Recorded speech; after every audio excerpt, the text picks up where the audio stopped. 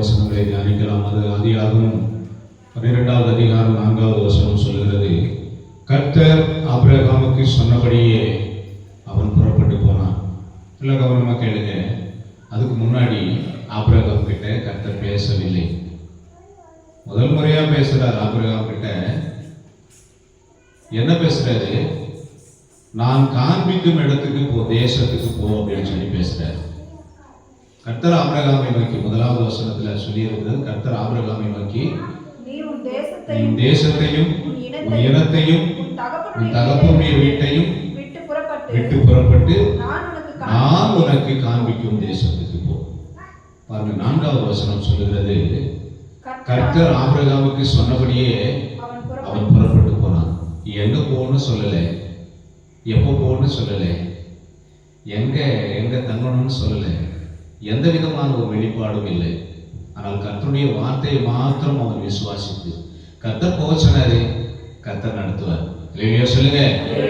என்னுடைய தேவைகள், என்னுடைய பிரயாணத்தின் தேவைகள், நான் தங்கி இருக்க வேண்டிய இடத்துல என்னுடைய மனை மக்களை, என்னுடைய வேலைக்காரர்களை, என்னோடு கூட வந்த லோத்துவை, அவருடைய மனை மக்களை தங்க வைப்பதற்கான இடம் எது ஒன்றுமே தெரியாது. இல்லையா? சொல்லுங்க. நாம நம்முடைய எதிர்காலத்தை குறித்து மிகவும் வேதனைப்படுகிறோம், மிகவும் கவலைப்படுகிறோம்.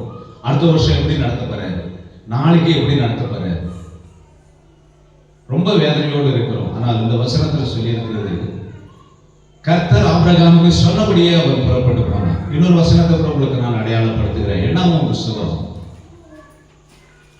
9வது அதிகாரம் பாருங்க, 22வது 21வது வசனம். 21 வாசித்து 22 வாசிங்க. மேகம் சாயங்காலம் தொடங்கி விடிய காலம் மட்டும் இருந்து விடிய காலத்தில் உயர எழும்பும் போது உடனே பிரயாணப்படுவார்கள். பாருங்க, எங்க போறாங்க? அவங்களுக்கு ஒரு ஐடியா இருக்குது.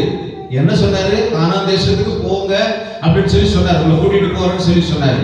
ஆனா எங்க தங்கணும் ஒண்ணுமே சொல்லல. எந்த நேரத்துல வண்டியை நிறுத்தணும் ஒண்ணும் சொல்லல. எந்த நேரத்துல நீங்க ஆள் பண்ணணும், பகல்ல எங்க இருக்கணும், நைட்ல எங்க இருக்கணும் ஒண்ணுமே சொல்லல. பாருங்க, அவங்க எகிப்தை விட்டு புறப்பட்டு போயிட்டாங்க. இப்ப வனாந்திரத்துல அவர்கள் புறப்பட்டு போய் கொண்டிருக்கிறாங்க. அவர்களுக்கான ஒரு சிக்னல் என்னடா அப்படின்னு சொல்லி சொன்னா, அவங்க தலைமையில அப்படியே மேகம் கடந்து வந்து கொண்டே இருக்கும். ஒரு குடை மாதிரி அவங்க தலைமையில அந்த உச்சி வெயில், சூரியனுடைய வெயில் வந்து அந்த குழந்தைகளையும் அந்த தாய்மார்களையும் கர்ப்பஸ்திரிகளையும் பெண்களையும் தாக்காதபடிக்கு, வயதான முதியவர்களையும் தாக்காதபடிக்கு நிழல் போல ஒரு மேகம் அவர்கள் தலையின் மேல கடந்து வந்து கொண்டே இருக்கும்.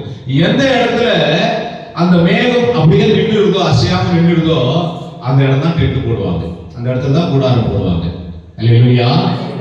எந்த விதமான ஒரு முன்னறிவிப்பும் இல்லை. அடுத்தது எந்த ஊருக்கு போனோம் ஒண்ணு இல்லை, தெரியாது. ஆனால் ஆண்டவரை அவர்கள் விசுவாசித்தார்கள். அல்லேலூயா. சொல்லுங்க. கடவுள் நம்மளை கொண்டு போய் கானான் தேசத்துல சேர்ப்பார் என்கிற நம்பிக்கையில அவர்கள் அந்த மேகத்தை பார்த்து கடந்து போய் கொண்டே இருந்தார்கள். பாருங்க, வான சாஸ்திரிகள் இயேசு கிறிஸ்துடைய பிறப்பில எங்க பிறப்பார் கிறிஸ்து அப்படின்னு சொல்லி ஏற்கனவே எழுதி இருக்கிறது.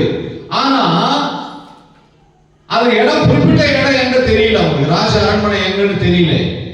அவங்க ராஜ அரண்மனையெல்லாம் தேடி போறாங்க. அவங்களுடைய புத்தகத்தை பிரிச்சு பார்க்கறாங்க. அப்போ அந்த நேரத்துல அவர்களுக்கு அடையாளமாக ஒரு நட்சத்திரம் கொடுக்கப்பட்டது. இல்லையா? சொல்லுங்க. ஒரு நட்சத்திரம் கொடுக்கப்பட்டது. அந்த நட்சத்திரத்தை பார்த்தாங்க. அந்த நட்சத்திரத்தை பார்த்தா நட்சத்திரத்தை ஃபாலோ பண்ணி போயிட்டே இருந்தாங்க. இந்த இஸ்ரவேல் ஜனங்களுக்கு இந்த மேகஸ்தம்பம் கொடுக்கப்பட்டது அடையாளமாக. இந்த வான சாஸ்திரிகளுக்கு நட்சத்திரம் கொடுக்கப்பட்டது வழிநடத்தபடி அடையாளமாக. நமக்காக இயேசு கிறிஸ்து கொடுக்கப்பட்டார். ஏசாயா தீர்க்கதரிசி சொல்கிறார், நமக்கு ஒரு பாலகன் பிறந்தார், நமக்கு ஒரு குமாரன் கொடுக்கப்பட்டார். அவர்தான் நம்முடைய தரிசனம், அவர்தான் நம்முடைய வழி. அவர் சொல்றாரு, I am the way, நான் தான் வழி. என் வழியை ஃபாலோ பண்ணுங்க, நீங்க சேர வேண்டிய இடத்துல கரெக்டா போய் சேருவீங்க. யாரெல்லாம் இயேசு கிறிஸ்துவுடைய வழியை மட்டும் ஃபாலோ பண்றாங்களோ அவங்க கரெக்டா சேர வேண்டிய இடத்துல கர்த்தர் கொண்டு போய் சேர்ப்பார். கரெக்டா கொண்டு போய் சேர்ப்பார். ஆண்டவரிடத்துல ஜெபித்து ஆண்டவர் சொன்ன இடத்துக்கு கரெக்டா போறாரு. நீ அந்நிய தேசத்துல பெண் கொள்ள வேண்டாம், அந்நிய தேசத்துக்கு பெண் தேடி போக வேண்டாம், எங்களுடைய சந்ததியில எங்களுடைய உறவின் முறையில எங்க ஜாதியில பெண் கொண்டு வா அப்படின்னு சொல்லி எலியாசர் அனுப்புறாரு. ஆபிரகாம் கரெக்டா போய் சொல்லி தண்ணி தரும், அவருக்கு தாகமா இருக்குது, ஒரு தொரவண்டையில உட்கார்றாரு. கரெக்டா யார் வர்றாங்க? ரெபேக்கா வர்றாங்க. அப்போ கர்த்தருடைய வழி நடத்துதல் அவரை விசுவாசிக்கிறவர்களுக்கு, அவரை நம்புகிறவர்களுக்கு, அவரை நோக்கி பார்க்கிறவர்களுக்கு சரியா இருக்கும், கொஞ்சமும் விலகாது. கரெக்டா டைரக்ஷன்ல நடத்துவார் கர்த்தருடைய பிள்ளைகளை. கர்த்தர் அவர்கிட்ட நம்முடைய வாழ்க்கையை ஒப்பு கொடுத்தா, நம்முடைய வழியை கர்த்தருக்கு ஒப்பு கொடுத்தா, அவர் மேல நம்பிக்கையா இருந்தா, அவரே காரியத்தை என்ன பண்ணுவாராம்? வாய்க்க பண்ணுவாராம். எவ்வளவு அருமையான வார்த்தைகளை நாளைய பாருங்க. அப்படியே அந்த 9வது அதிகாரத்துல கீழே 22வது வசனத்தை கூட வாசிக்கலாம். மேகமானது ஒரு நாளாவது, 2 நாளாவது, ஒரு மாசமாவது ஏதாவது ஒரு இடத்துல என்ன பண்ணிடுமா? வாசஸ்தலத்துல அப்படியே நிக்குமா. ஒரு மாசம் கூட ஆகுமா தெரியாது. எத்தனை நாள் கடவுளுக்கு இருக்கு சொன்னாரு தெரியாது. நம்முடைய வாழ்க்கை அப்படிதான். என்னைக்கு நம்முடைய மரணம் வரும், என்னைக்கு நம்முடைய அயர்ந்த நித்திரை வரும், என்னைக்கு நம்ம பரலோகத்தை பார்ப்போம், என்னைக்கு நம்ம ஆண்டவரை பார்ப்போம் தெரியாது, ஒண்ணும் தெரியாது. திடீரென்று ஆண்டவர் மேகஸ்தம்பத்தை அப்படி கலப்புவாரு, அப்படி நகர்த்துவாரு. உடனே புறப்பட்டு அவர்கள் போவாங்க. இரவில் அவர்களுக்கு நடுங்கும், குளிரெடுக்கும். வனாந்திரமான இடம், அவர்கள் தங்குவதற்கான பாதுகாப்பான இடம் அல்ல.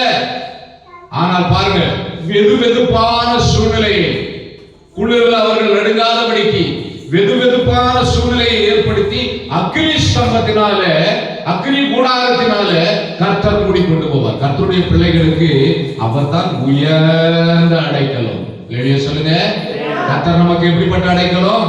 மிக உயர்ந்த அடைக்கலம். பூமியிலே ஒருவருக்கும் கிடைக்காத ஒரு பாதுகாப்பை, ஒருவர் பெற்றுக்கொள்ள முடியாத ஒரு பாதுகாப்பை, ஒருவர் தர முடியாத ஒரு பாதுகாப்பை கர்த்தர் நமக்கு தருகிற தேவனாய் இருக்கிறார். அவர் நம்ம பிள்ளைகளுக்கு அவர் தான் உயர்ந்த அடைக்கலம். சிங்கத்தின் கெமியில கூட விழுந்தாங்க, அக்னி சூளையில கூட விழுந்தாங்க. கர்த்தர் எவ்வளவு பெரிய பாதுகாப்பை அவருடைய பிள்ளைகளுக்கு கொடுக்கிறார் பாருங்க.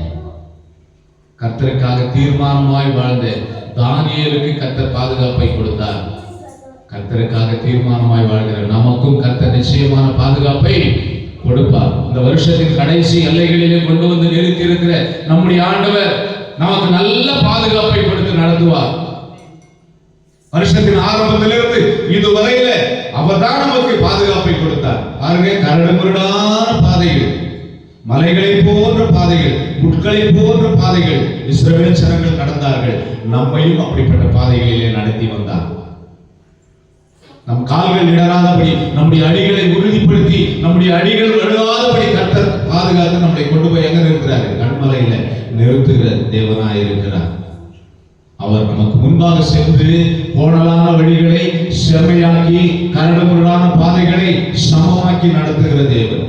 கர்த்தர் நித்தமும் நம்மை நடத்துகிற தேவனாய் இருக்கிறார். அதனால அவர் மேல விசுவாசம் வைத்திருக்கிற கர்த்தருடைய பிள்ளைகள் கொஞ்சம் எண்ணளவும் அவர் மேல வைத்திருக்கிற விசுவாசத்தை குறைக்காம கர்த்தர் நித்தமும் நம்மை நடத்துவார் என்ற விசுவாசத்தோடு நாம் செயல்படுவோமானால் கர்த்தர் நம்மை நித்தமும் நிச்சயமாக நடத்துவார். கர்த்தர் தாமே இந்த வசனங்களை ஆசீர்வதிப்பாராக. ஆமென்.